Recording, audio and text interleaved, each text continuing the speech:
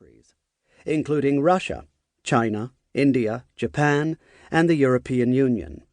Another is that as these systems become woven into the fabric of modern life, threats to them, either by natural forces or hostile nations, must be anticipated. Finally, we shall examine the tension between balancing military needs with the social use of these systems as they become embedded into potentially driverless automobiles, recreational drones, smartphones, watches, and other personal devices. When GPS first took form in the early 1970s, its creators focused on satisfying a number of criteria, in many cases based on their familiarity with existing navigation and positioning systems. These define not only the modern American GPS, but also its European and Asian counterparts. Their nature and historical context will be addressed in detail in subsequent chapters. They are, briefly, availability. Positioning information must be available all the time, regardless of time of day, weather conditions, or other factors. Coverage. Services must be accessible anywhere in the world, so satellites need to be visible anywhere on the Earth. Accuracy. Positions need to be determined to within a small radius in order to pinpoint targets, identify small land features, locate individual structures, and allow vehicles, ships, and aircraft to avoid hazards. User equipment. User equipment must be small and portable, with minimal power requirements and no need to transmit signals that would reveal one's position. Usability. Positions must be determined quickly without requiring users to receive extensive training or perform multiple steps.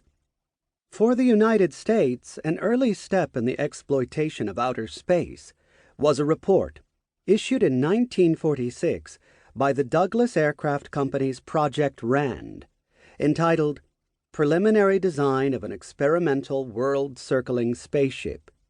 Published shortly after the United States learned details of the German V-2 ballistic missile, the report was prescient in foreseeing many of the ways that scientists and the military would use such satellites once they became practical: weather forecasting, over-the-horizon communications, targeting, and the scientific study of the solar system.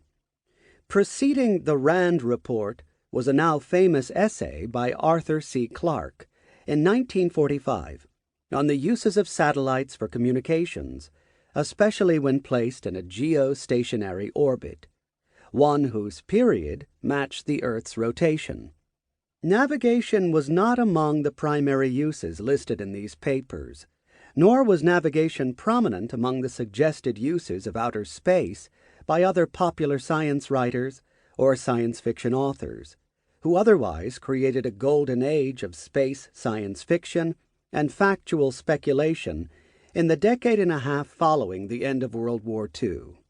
A half-century later, satellite positioning and navigation became a central pillar of modern military activities, what in the United States has been called network-centric warfare, and what some have called War 2.0.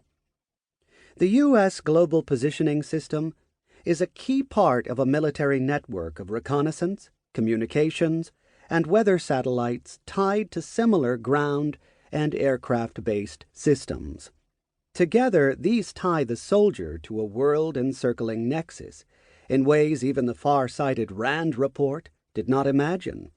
The commercial and social uses of GPS, which enables applications found in tablets, smartphones, automobiles, and hobbyist drones, is just as remarkable, although most consumers are unaware of the underlying technology that enables these apps. Even some military users are unfamiliar with the complex of satellite, inertial, and other positioning technologies that make sophisticated weapons practical. GPS has become an invisible piece of infrastructure, like clean water or electric power, taken for granted unless something disrupts it. Historians of technology have long known that developers of new technologies seldom foresee